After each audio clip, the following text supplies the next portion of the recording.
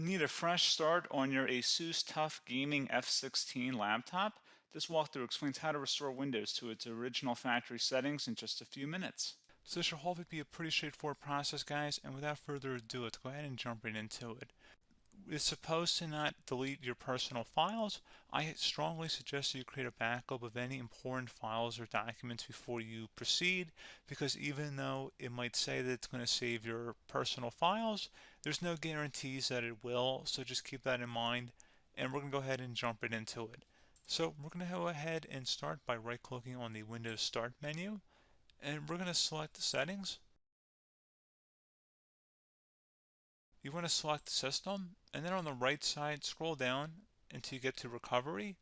Reset Advanced Startup Previous Version of Windows. Go ahead and open that up.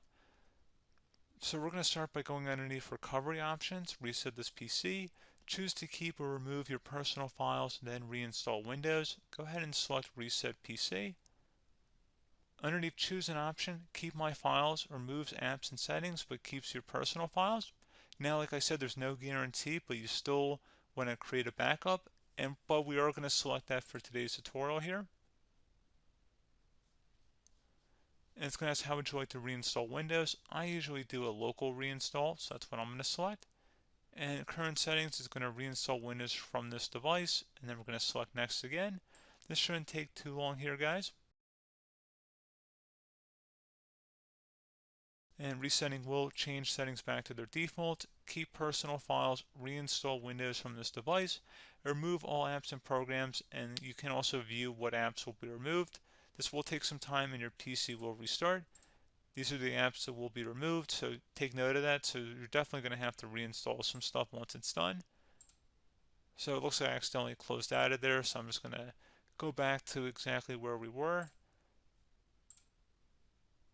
And we're just going to go ahead and proceed with the reset here and select reset.